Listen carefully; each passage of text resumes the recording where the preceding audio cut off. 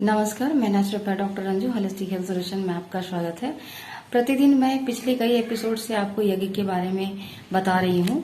इसका मुख्य उद्देश्य ये है कि जब आपके वातावरण में ऐसी विषाक्त जहरीली गैसें उत्पन्न हो रही हो तो आप क्या करें, आपके पास क्या ऑप्शंस है। वो ऑप्शंस हमारे वैदिक शास्त्र में यज्ञ में आपके पास रखा हुआ है, सिर्फ उसे करने की जरूरत है। जब आप करते हैं तो आप कहीं भी ऐसे प्लेस में बैठे हैं जहां आपका वातावरण प्रदूषित हो रहा है या वैसे एरिया में है जहां पे बहुत ज्यादा इंडस्ट्री है, तो वहां आप इस तरीके से अपने आप को स्वस्थ रखने में मदद कर पाएंगे जो यज्ञ में होता है। तो इसी संदर्भ में महान विभूति और संतों का कुछ मार्गदर्शन दिया गया है। आप उन्हें जरूर सुने और समझें और उसका उपयोग करने का प्रयास करें। महर्षि दयानंद जी ने सब लोगों को अपने अपने घरों में दोनों समय हवन करने का जो आदेश दिया था वह बड़ा लाभदायक था। उसमें घी और सामग्री और केवल 16 आहुति डालनी होती थी। उसमें ना तो अधिक खर्च होता था ना ही अधिक समय लगता था और इसका लाभ बहुत व्यापक होता था।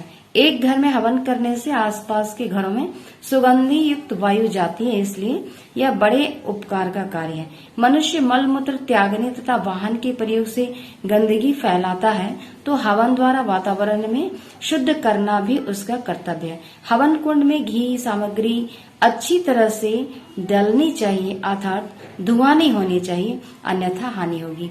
क्योंकि जो घी से एसिटिलीन गैस निकलता है वो हमारे जहर नाशक वायु को खत्म करने में बड़ा ही व्यापक रोल होता है, जो किसी भी ऐसी औषधि में नहीं है। और वो अपने वायु में जो वातावरण का निर्माण होता है, जो हम मानव के लिए अच्छा होता है, वो इस घी में होता है। तो इसलिए शुरू से ही कहा गया है कि पंचगव्य की जो चिकित्साएं होती है वो सर्वोत्कृष्ट है, सर्वोत्तम है और सुलभ भी है। आप कहीं भी गाय है तो वहां पे आप दूध मिल जाता है, दही घी बन जाता है, आप उससे अपना उपयोग स्वास्थ्य की रक्षा के लिए करने में तैयार हो सकते हैं, जो बहुत ही सरल है।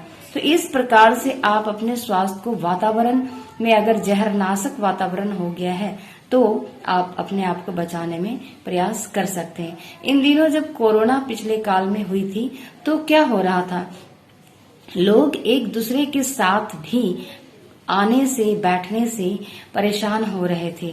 जब ये चीजें होती रहेगी तो आपके लंग्स को प्रॉपर ऑक्सीजन जाएगा और ऐसी बीमारियों से आप लड़ने की क्षमता आपकी बढ़ती रहेगी और आप स्वस्थ रहेंगे। आज के लिए तक धन्यवाद।